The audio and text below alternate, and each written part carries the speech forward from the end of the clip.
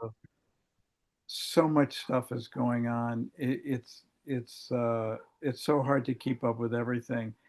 And when I sort of sat back and thought about everything we're looking at in the world's hottest spots, this isn't like rocket science, but I saw an amazing parallel between uh, Vladimir Putin and Benjamin Netanyahu.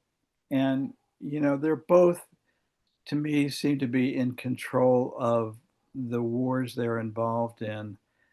And they're both playing hardball. They're both not giving an inch. They're sticking to their initial stated goals of conflict, and they don't seem to be willing to compromise on too much. And I just I find it so, in a way, I find it so sad. But if you're living in the fire zone, this must be horrible.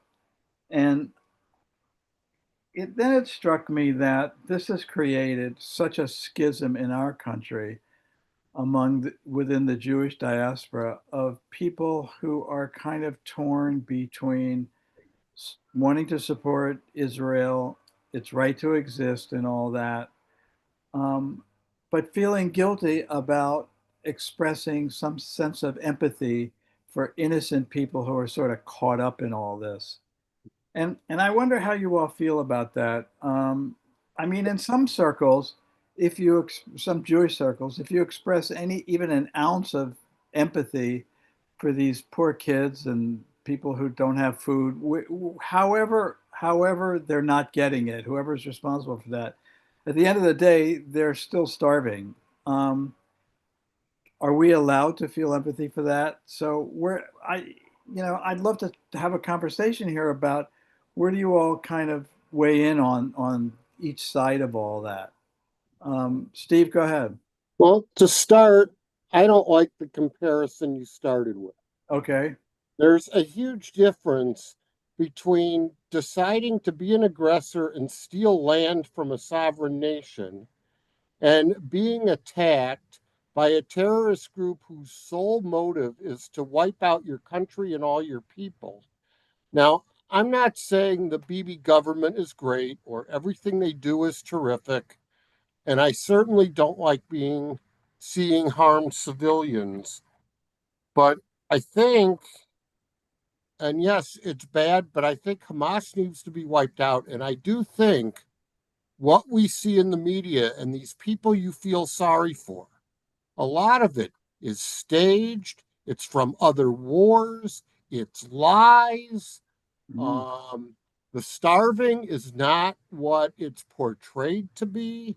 They blame Israel for what really lies at the feet of Hamas. And, what they're doing in the West Bank, Smotrich and Ben Gvir and all those plans are horrible. Lots of things the Bibi government is doing are horrible. Yes, we should get more humanitarian aid to Gaza, but the media is giving such a warped view. If you talk to people who are really in the know, and it's frightening. And Israel's existence is at stake as long as Hamas exists. Who are people in the know that present it? I mean, I know Netanyahu says there's no starvation there. Hang on a second. There's a leaf blower outside my window, and I need to close the window. Give me a second. Okay. So, Well, I can't identify them all, but as you know, I speak to Michael Tushin. yeah, well, He I think goes, he has a very specific point of view. he does, but he also goes to Israel and talks to people and is briefed by military, by the government. They see the facts. He's seen the videos. He's been shown what's fake, what's concocted. Um, and does that mean, yes, that may be an extremely generous view of things, but what the media is covering and telling us is more warped and misleading. And And at a certain point, if Hamas is your government, it's just like the millions of Russians dying in this war. Do they want to die or do they care about Ukraine? Probably not. But you're kind of at the liberty of your government. And I don't think, and I actually think that more than a majority of the people in Gaza and the West Bank share the idea that we need to get rid of Israel and we need to wipe out all the Jews. So at a certain point, it justifies what you're doing if you have to end it. Okay. Does anybody have a slightly different point of view? Ben, go ahead. Thank you, Michael, and some good points there, Steve. I just think wiping out Hamas, yeah, it's a great goal, but somebody will come in. What's that saying, Michael? If you get rid of one leader, you don't know what you're going to get next. You could get something worse. And Hamas, you know, these you have to break the mindset. And Hamas will be wiped out, but there'll be more Israel or Jew hate right behind it. Anybody? Sylvia, you're always good on this stuff. Oh, okay. Herb, one of you, go ahead. You're muted. You're muted. Herb, you're muted. It was. There you go. I'm well aware of these things. Michael Tushin represents AIPAC. AIPAC thinks that anything that the government of Israel says and does is correct, and everything is wrong. Actually, a representative of AIPAC told me that. And so I think that the idea of this is really mostly spouting AIPAC positions. Position is, as Steve said, I think that it is wrong. The people are people, and it is wrong to be starving them and bombing them and killing them, children or no children or adults or whatever. Israel is actually committing war crimes. It doesn't matter if they have other reasons for that, they're doing it. And I feel that they should be stop it, and somehow through the United States or through UN or whoever. And I think it's just absolutely terrible. Yeah, look, I was just looking at my opening observation was that the leaders are sticking to their positions, that they're right now not interested in concessions or compromise, regardless of who's at fault, who's doing what, whether it's true or false, whether the media is misrepresenting this, which as a longtime staff reporter at the New York Times, I don't entirely buy. Um, I just I think what I hear a lot from like friends of ours is that they feel whatever whoever's to blame and wherever the pressure points are, there's a kind of an encroaching sense of guilt among people who are very staunch supporters of Israel, not maybe not the government, but of Israel, its right to be there, and feeling a degree of empathy, you know, whoever caused this dilemma. Um, okay, Panina, go ahead. Uh-oh. Go You're ahead. muted, Panina. Muted. Okay. Can you hear me? Or now Now I'm we not? can hear you. Now you can hear me? Yes. Okay. Why don't you look who started this whole thing? Why are we dealing with something like it came out of the blue all of a sudden? Why don't you go back to October 7? They put babies in the microwave. They raped women, and while they were raping them, they were shooting them, and you still feel sorry for them? Who did that? It might have been your cousin there. It might have been your brother who I don't chose. think anybody disagrees with that. I think everybody agrees with that. Why are you even No, questioning? they don't actually. Even Well, questioning the fact of the famine. There is no famine there. The trucks are sitting there, Hamas taking them, and they are selling it in the markets. And they show you the markets on TV, full of stuff. You just don't want to look. Now, another thing I want to tell you. You mentioned something regarding the connection with Russia. During World War II, Russia gave refuge to the Jews. When they came back to Israel many, many years ago, through the pogroms. I'm not even talking. Russia was one of the countries, yes, that they were with the peasants were doing pogroms. The other country that they attacked was the worst in history that did damage to the Jews. Okay, during the pogroms and later in the war. So I don't feel sorry for, even though the president is a Jew, okay? He tried to be a comedian in the United States and he didn't make it. So he went back there and he became the president of whatever the country it is that Russia attacked. Another thing I want to tell you, when the Jews came back to Israel from Europe, while the British was there still, the idea of the Russian kolkhoz, I don't know if you ever heard of this word. The kolkhoz was the same way as kibbutzim. People lived together, grew their stuff together, shared it, and lived there. And it was a communal living, way of living, and it was connected to the earth, working the land. So I don't know what the problem is with the other country, with Russia. It's not my problem. It's not our problem. Whatever they're going to do, they're going to have to figure it out on themselves. I'm worried about my people, my country, and the places that we choose to live in. The kolkhoz was a Russian idea where you live together, you grow your food, you shared it, and there is a community.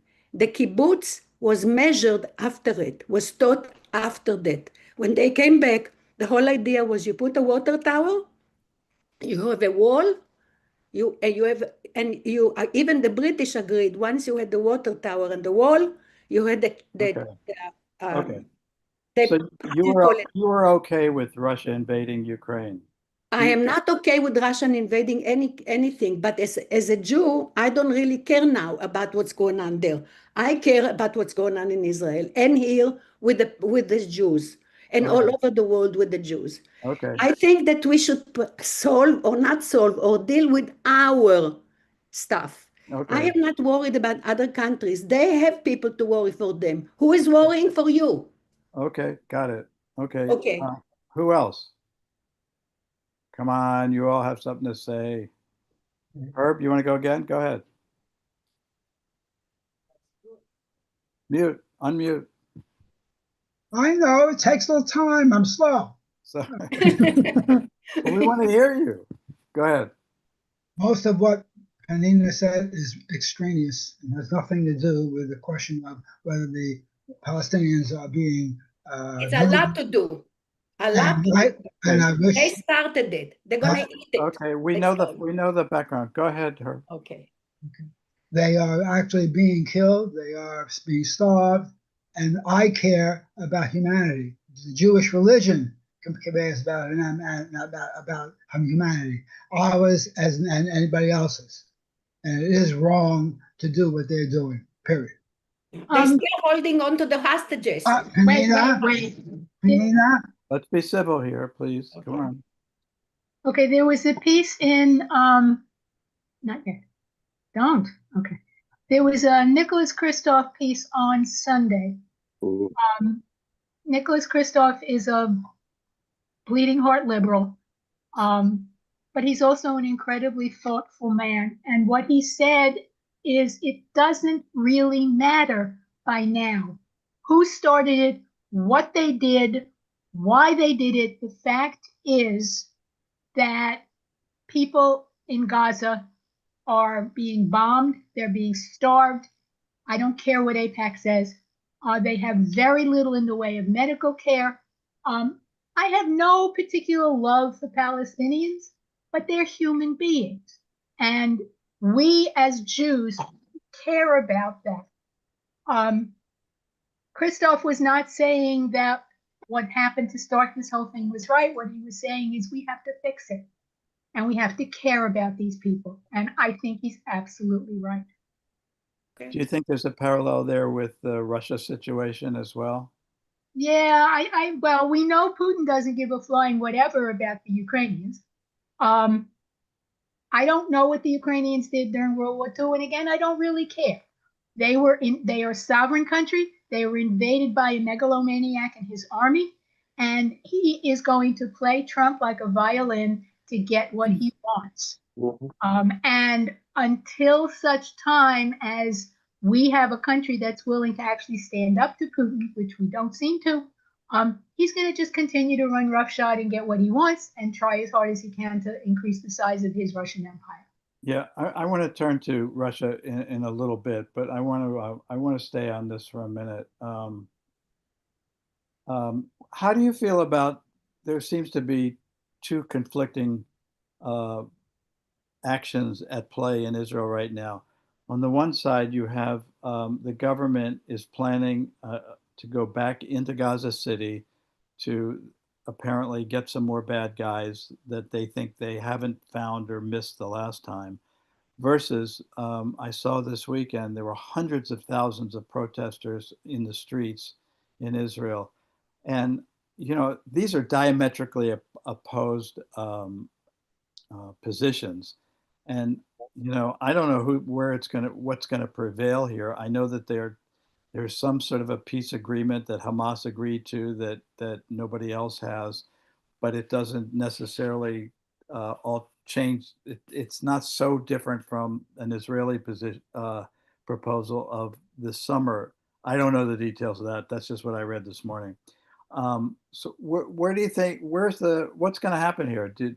Does the does the Israel Street have any influence on what's going to happen in the next month or so? Steve, go ahead. Well, I do care about Gazans, but I don't think it's right to say October 7th is still irrelevant. It's not irrelevant in a couple of senses. One, they're still holding these hostages. There we go. This could have been over any time they want it over. It's over. Israel can't end it. Hamas can end it. And at some point, as much as you care about people, I mean, why aren't people screaming about the million Russian soldiers who died? Why?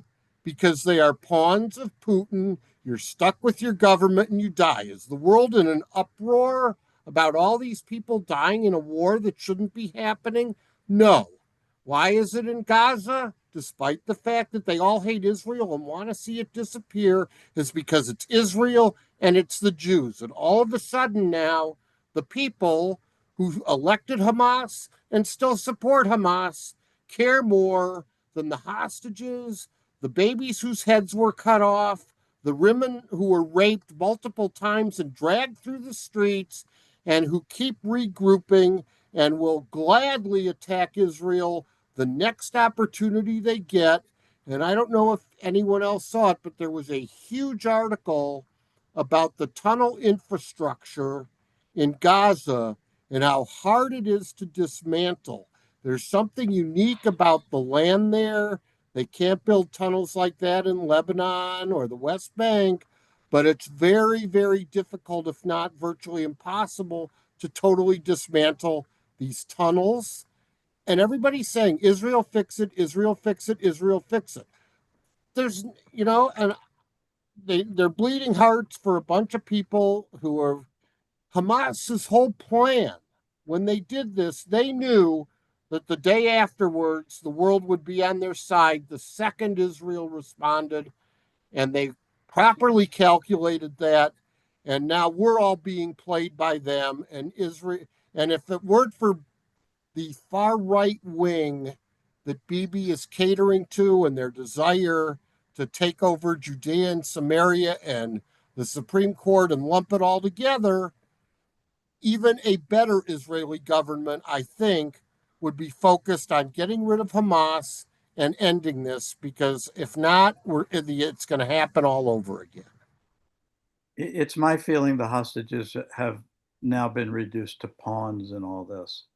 And I think if the government if Netanyahu succeeds in this so-called Gaza City plan and goes in, I think those hostages will be killed, and in a very very ugly way. I think that redounds to Israel's advantage because I think then there's nothing stopping them from going in there, and whatever percentage of Gaza is left, that'll be gone too, and that'll be the end of it.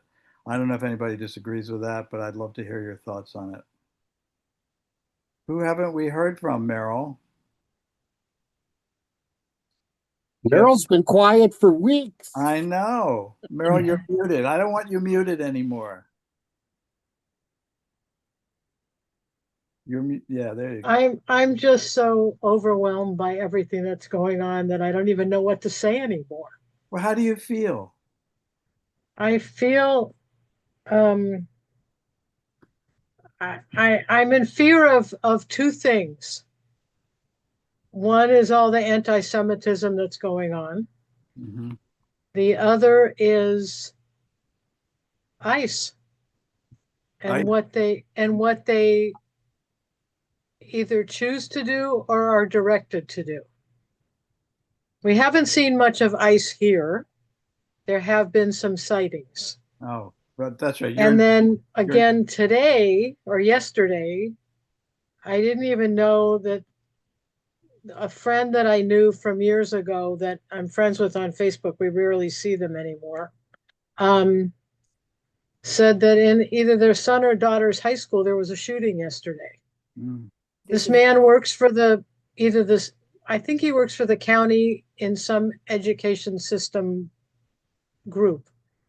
And the shock that this is happening now around us, around where we live in Scottsdale, the Scottsdale schools haven't had any problems. There have been a few problems in the other areas of Maricopa County, but those are the things that I'm in fear of. I mean, you drop your grandchild off at school and that's a Scottsdale school. What's going to happen there, or what can happen? Hasn't happened yet, but it doesn't mean it won't. The same thing with ICE. When I go to restaurants or I go to our synagogue, where the Hispanic family maintenance people who I've known for 40 some odd years. Yes, I know that they're all citizens, but that doesn't seem to mean anything anymore. So those are the things that I'm disturbed about. I don't believe there's anything any of us can do to stop what's going on in Israel and Gaza and all those areas. I mean, I would like to believe that there's some solution, but what little I'm watching of the news now, I don't believe that it can really. I think everybody's just speaking their thoughts, and what they say they can do, I don't believe that can happen. And those are my fears. Totally justified. I mean, shootings occur everywhere, all the time, every day now. Some are religiously motivating, some aren't. Some are random, some are just crazy people who have some worm in his head and he wants to be famous. I think all your feelings are totally justified. My wife and I talk about this all the time, like even with social media posts, do we dial them back now? Because look, everything you commit to the web is readable by anybody, anywhere, at any time. So, and we have to be very careful about that too. I mean, absolutely. I have friends like on Facebook that are saying stuff that I don't make any comments about. Yeah. And then if I see them, they'll ask, well, why aren't you commenting? And I'm like, I don't know who's reading this stuff. That's right. I don't know who can find me. And it's just not and I think the reason that I've been so quiet on this and other current event groups is I don't know what to say anymore. Yeah. I just want to hear and have it soak in some way or another. Yeah, but we'll only make you more depressed. Well, yeah. Well, with social media and other stuff, I just want to say at a certain point, you have to have enough courage and conviction to not let it totally alter your life and alter your ability to communicate. So, I mean, I only allow my posts to be seen by friends, and I know that that's not a guarantee. But, I think I'm not going to totally alter my life out of fear of this. Yeah. I'm not going to stop my life and not leave my house. Yeah. Although if you lived in DC, you might. They're making people frightened. Yeah. They're not helping anything. And we have friends that, well, I'll see them tomorrow, that are coming back from DC now. None of what's going on now was happening a week ago when they left. But and they have a daughter there that works for, I think, Adam Schiff. but Ooh. they're there. Not good And, right now. and no, and what they said yesterday when we were texting about getting together tomorrow was that they haven't, other than, and I don't know what building they saw it, and they saw people striking against what's going on. I've lived in Washington twice, so I know the city a little bit. And what I've seen is these patrols are largely in the tourist areas and in the wealthier areas. Washington, for anybody who doesn't know, Washington, D.C. is divided into wards. There's 8 wards. Ward 3 is Georgetown, the wealthiest. Then Ward 4 is just adjacent to that. The poorest 2 sections are called Ward 7 and 8, and they straddle the Anacostia River. And Ward 8 is always been the poorest ward in the city. And that's really where all the crime is. But I really haven't seen too many reports, or any for that matter, of interdictions into those areas. So, look, I think the whole thing is disgusting anyway. It's been pointed out on a few of the broadcast newscasters Yeah, have pointed out that they're not there at all, and that's where the crime is. That's where the crime is. This has nothing to do with crime, just like No. ICE has nothing to do with crime. And what also has nothing to do with these enormous fines the government is imposing on our Universities. educational institutions. A lot of people say it's just extortion, and I think this is part of a broader effort to control the academic output of our major universities. And then that leads me to this other thing that keeps my hair on fire, is about what do you achieve by withholding funds for medical research, for scientific research. Didn't I read last week that they canceled the grants for the mRNA research? Yes.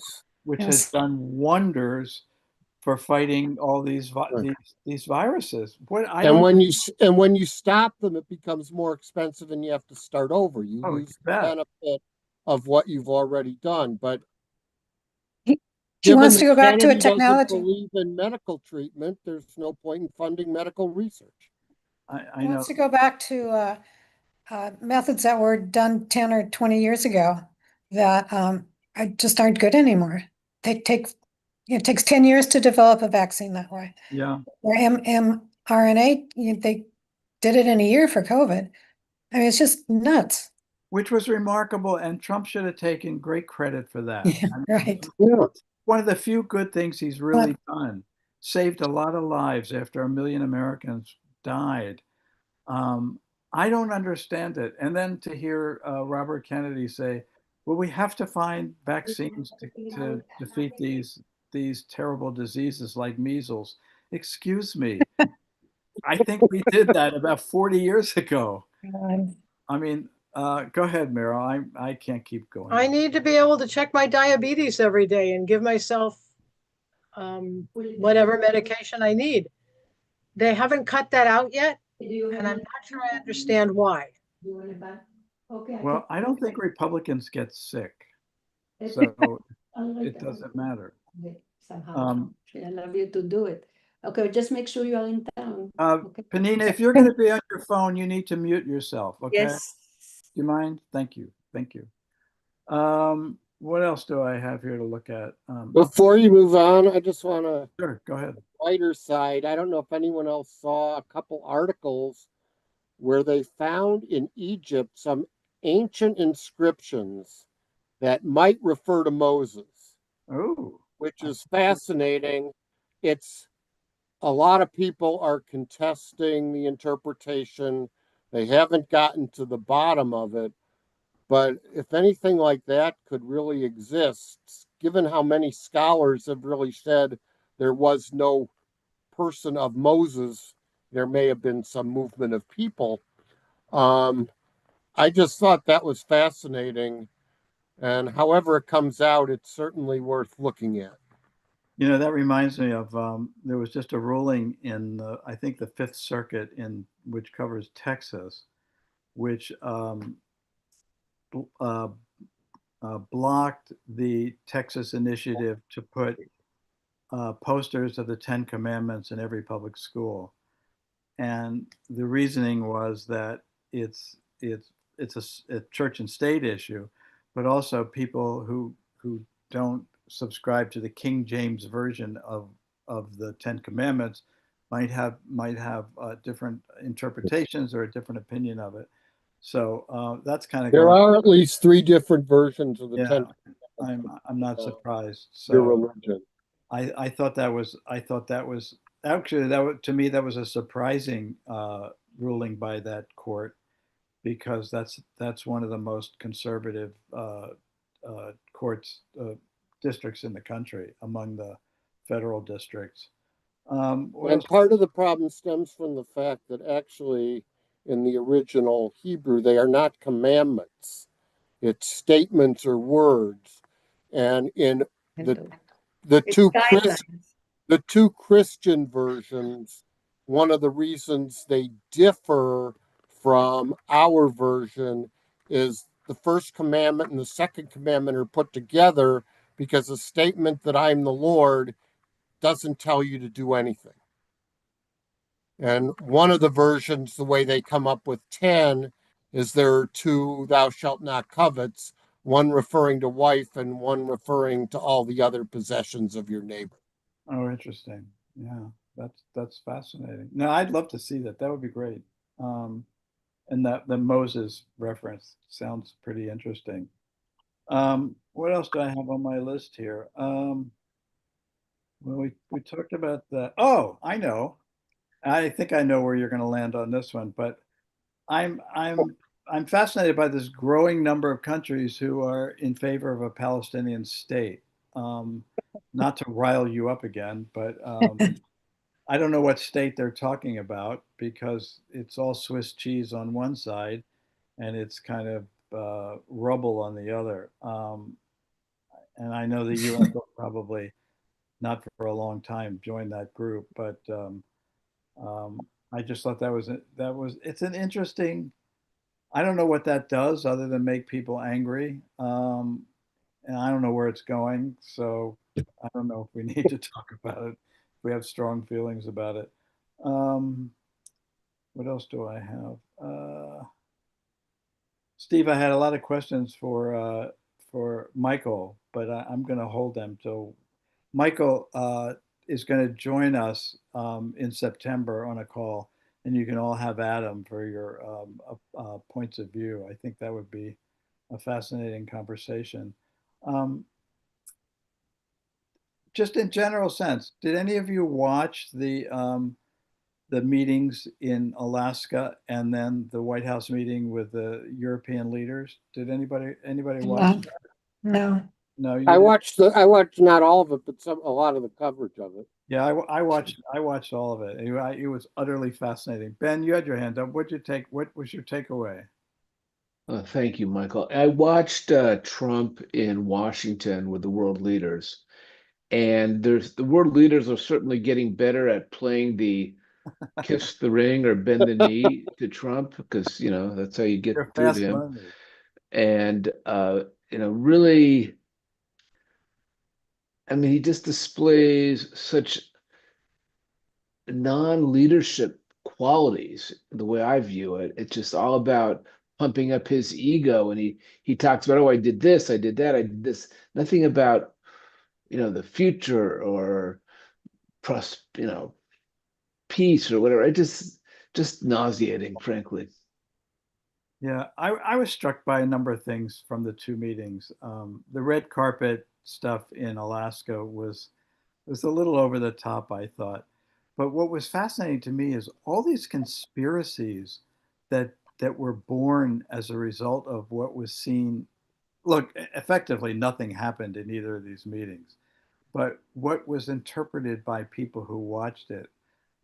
I saw one video that posited that the Putin who left his plane and walked over to shake hands with Trump was not really Putin. It was a body double.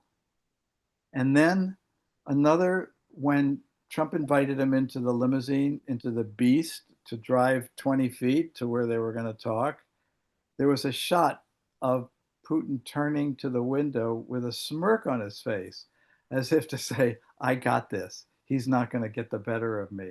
I thought that was kind of interesting. And then one more thing struck me, unrelated to those two things.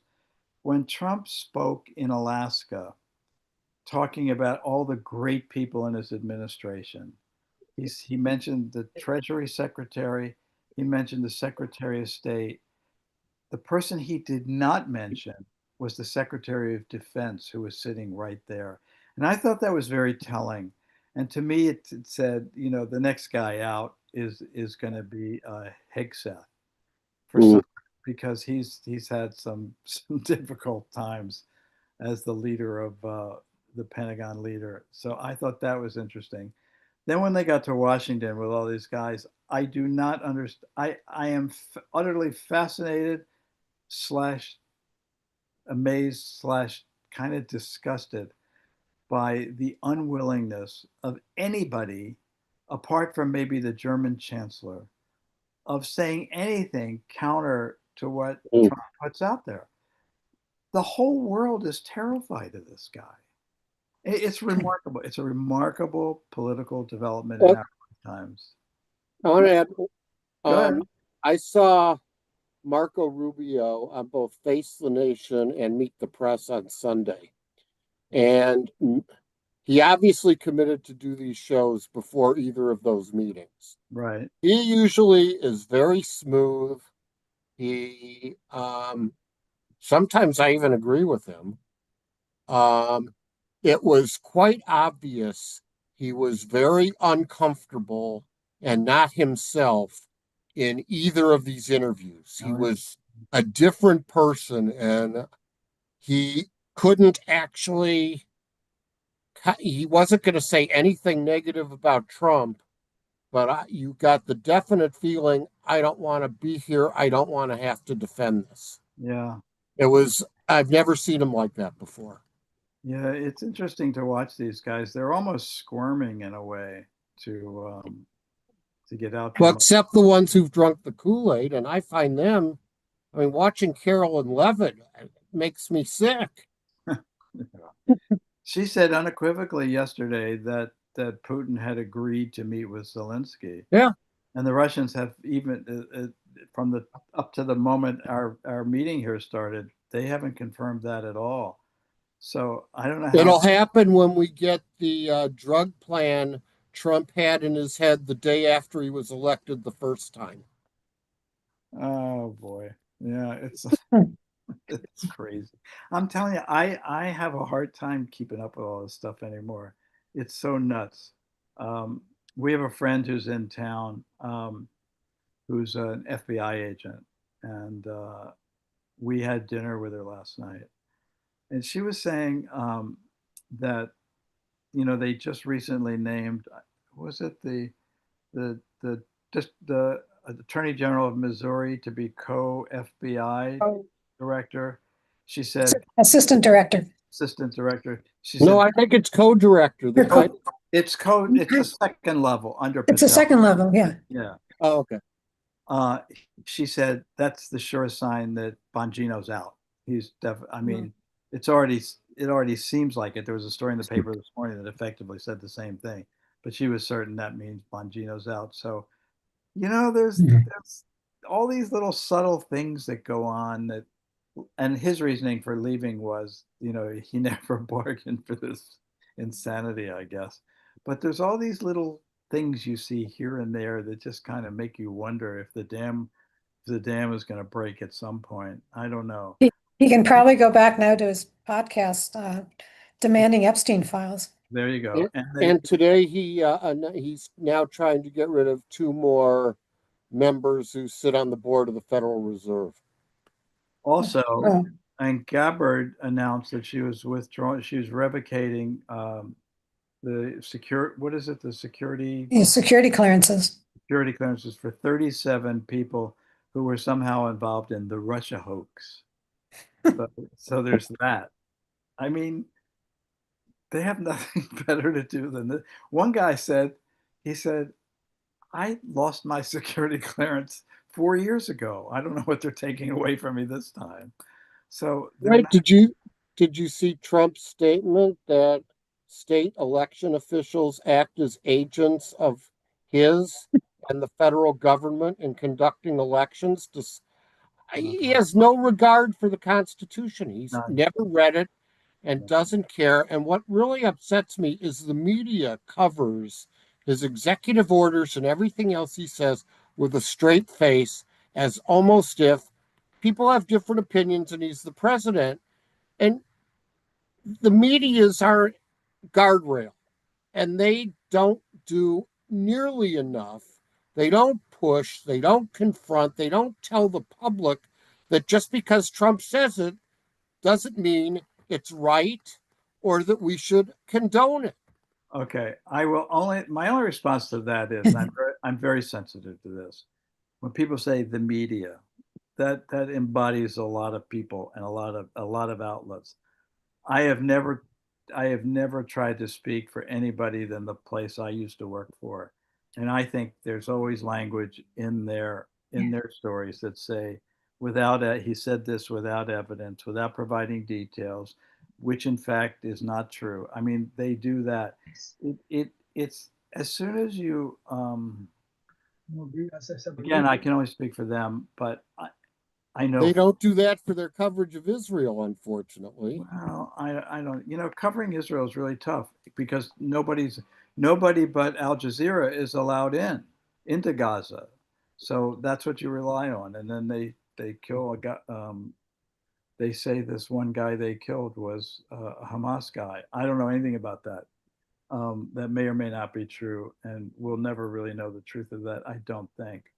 Um, let's see. Can I was very disturbed by Trump's executive order banning mail-in ballots, Oh yeah, that was another one. banning or whatever voting machines, Yeah. and his statement is that the states have to follow the United States government, and the United States government is Donald Trump. Now, the article in the New York Times said you can't do that, and that's very nice, and I knew that already.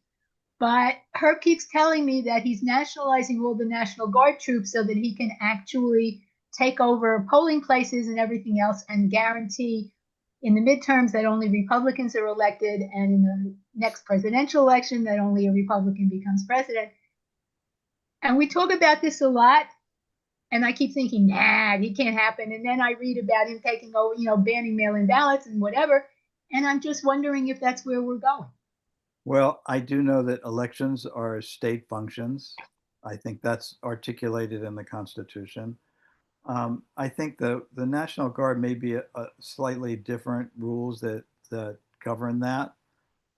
But to what they're assigned to do is a different story. I mean, that may be crossing lines, which we will see as the months go on. I was also struck by the efforts to whitewash the Smithsonian institutions. I think this is like, to me, I'm a big history guy.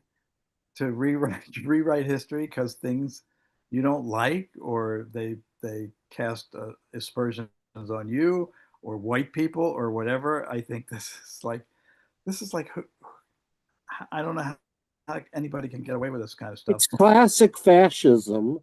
And if you read Project 2025, that's all it is. It's a blueprint for a fascist takeover with all power residing in the executive. Yeah, They yeah, even even in Project 25, it doesn't even think women should work. They belong in the home having kids. yeah. I know. There was also I saw this thing. It's not related, but it does bear on the flavor of this administration. They have eliminated the requirement for public school teachers to teach non-English speaking kids. I mean, so think about what that does.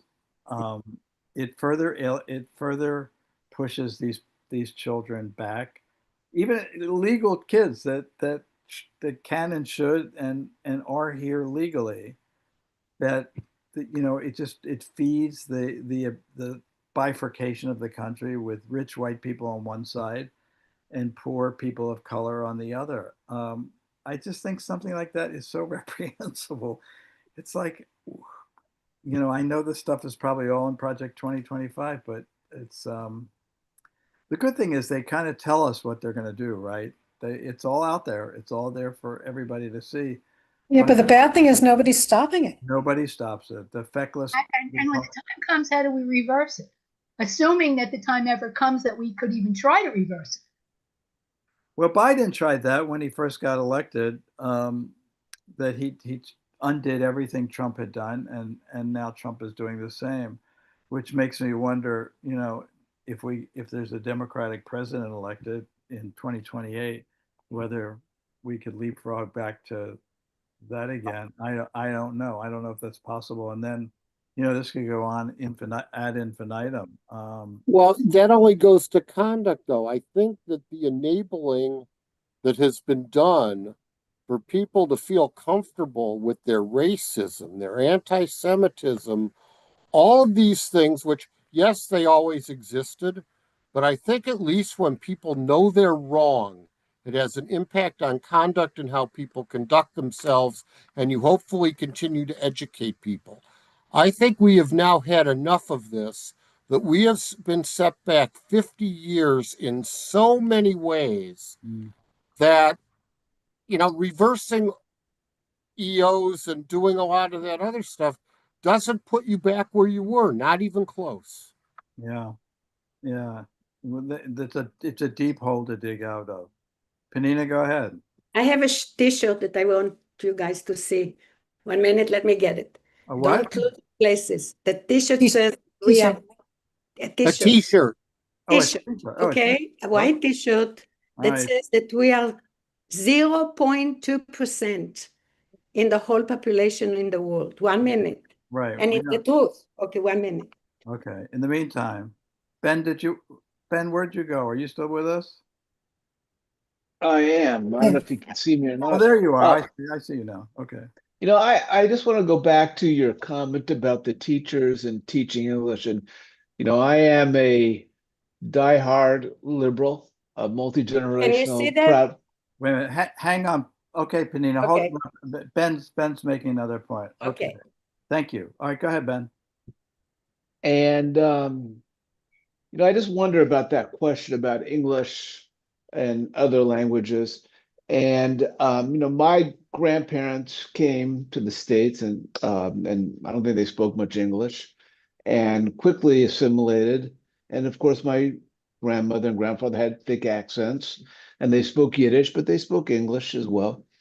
And then, of course, they raised their children who spoke perfect English, born here in the States, but spoke perfect English and, some Yiddish and such. And today, I look at the ballot that I get, when I get my ballot, and it's got all the languages. it's got 20 languages on it, which okay, and I hear workers and I speak Spanish, but they're speaking Spanish, and I just wonder, have we? And this is a question I don't have the answer. Is it a disservice to have? To avoid the homogeneousness of a single language with, certainly people can speak languages at home or whatever if they want, but does it really help us to have all this fragmentation of language here in the States? And, you talk about the schools, and I remember ESL when I was a kid and, how important and that was, but to really immerse the kids that they should never learn English. I think it's easier to learn another language when you're young. I mean, you're sort of a sponge. I think that's a bit of a disservice. It's my opinion anyway. A disservice to what? Not help them learn English? A disservice to support people not assimilating and learning the language English when they're living here. Yes. That they should be helped. They should be helped and should learn English as quickly as they can, Yeah, and that we should not teach the classes in multiple languages, and that we shouldn't have ballots in multiple languages. Oh, I Well, see. but the ballots are for the parents who don't, it's one thing. I agree, and I think English should be our official language, and everybody should have to learn English. But I do think at a certain point, when you're talking about driving tests, ballots, for adults who come here as adults speaking another language, Right. I don't think my great-grandparents spoke much English at all. But my grandparents all did, as well as Yiddish, and my parents only spoke English. They don't even know, they lost the Yiddish.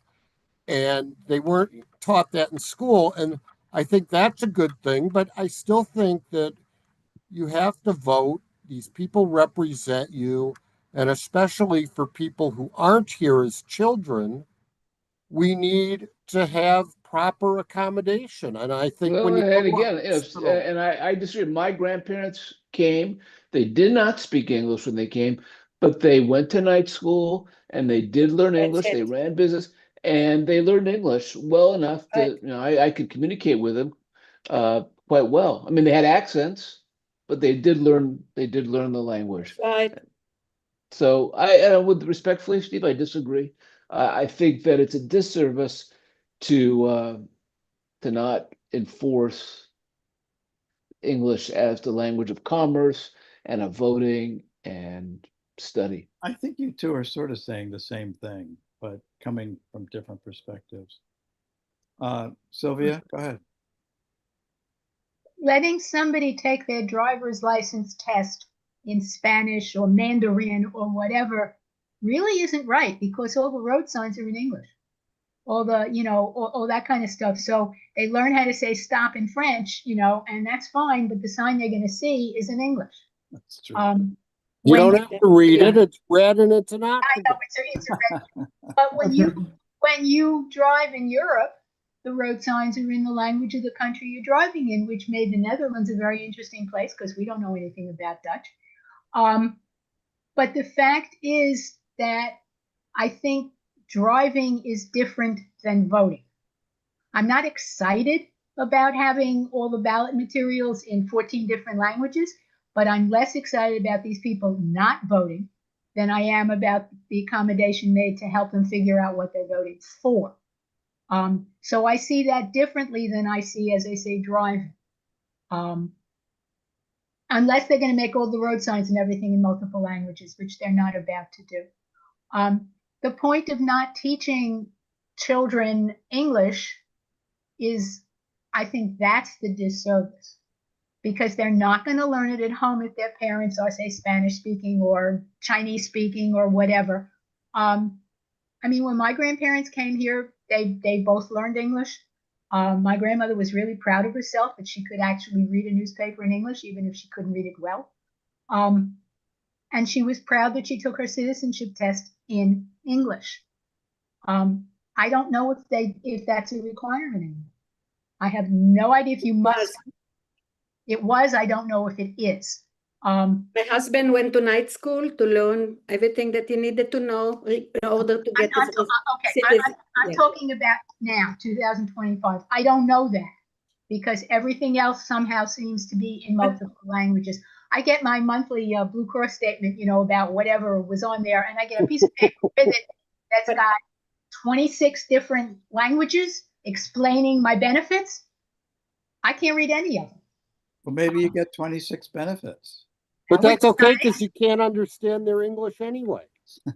But I do think that children should be given the opportunity to learn standard American English, Okay, so wherever they live. Yeah, I I agree. say something. Yeah, go ahead. My granddaughter moved from one school to another when she was little. She actually went to a Chinese school, believe it or not. And they learned Chinese private lessons at the home. And then so she can fit into the classroom. They did have English classes too, but they had Chinese classes. And I don't know what was the fascination, but it was very pretty, and she liked it, and they learned a lot of words that till today they remember it in Chinese. And then she moved to another school. So, and then she said that she got into the other school because she was great in math. So, and the point that the school had was mathematics. So I think I don't think it's a general thing that's happening all over. I think that every district have their own type of schools that they offer that are free for you to choose from. It was a charter school, and they had the strong point was dancing, that she wind up going to do the high school years. No, high school she did Crossroads, okay? Crossroads was again on the arts. So, and that's what she got in on geometric. So it's like geometry. So I don't think that we can generalize a district, one district that offers whatever it is that they want to offer. I think you still have the choice. Yeah, of Crossroads Crossroads is a private school. Crossroads is a private school. Yes. Which is very different. We have a cousin who sends their children to Japanese school. Right. And actually one of them just graduated from the preschool. They own everything is in Japanese. Most of the students are children of Japanese people here for several years, and then they're going to go back to Japan. I think it's an odd choice, but they have no English in that school whatsoever. Wow. No, the Chinese one had some classes, but I don't know what the attraction was. I think just because I don't know, they were fascinated with the language at the time. They liked the music of it, whatever it is. I don't know how much is left with them even. I went to a French school in Israel. It was called Alliance Israélite. Half the time was in French, half the time was in Hebrew. So the French council offered you Hebrew in their school system. So I can't really understand. You still have a choice of regular school, and you have to look to see what they're offering. Of course. And whether it is in close proximity of your house. We're getting a little far. It's still a choice. I don't understand. Okay. That's different from what you decide the public has to provide for free. And we live in a city. To bring in the fact that you have private school options of whatever. No, I'm talking about the form Chinese. is irrelevant. Okay. I see. Okay, I get it. Okay. We're just about running out of time, but I just to put a concluding point on this. We live in a city where close to half the people here are native Spanish speakers. So you got to do something for these kids to help them get them in the pipeline. I agree. Okay. Yeah, teach them English. Well, that's what we're trying to do. That's what we're trying to do. My last question is this, because we have 30 seconds left. Has anybody seen Naked Gun? Yes. Maybe years ago. Was years. I hear it's great. Yeah, it's supposed to be really funny. I really want to see it. That's my goal for this week. Highly recommended by my comedian dog. Okay, good. Fiddler on the Roof is coming in Yiddish. If anybody wants to see it, it's going to be in town. Yeah, well, I'll struggle through that one. They are going to have English subtitles or whatever. Okay. Is everybody okay with 2 weeks to reconvene, or do you want? Yes, amazing. 2 weeks is fine. Beautiful. Huh? 2 weeks, is everybody okay with that? 2 weeks is good with me, I think. All right, we'll be here. Perfect with 2 weeks. All right, I think I'll be here. So thank you. I'll see you all then. Okay. Thank you Michael. very much. Bye. Have Bye, a good everybody. week, everybody. Good discussion this week. Thank you. Yes, thank you. Good. Have a nice week. Have a nice life. You too. Bye-bye. Thank you. Bye.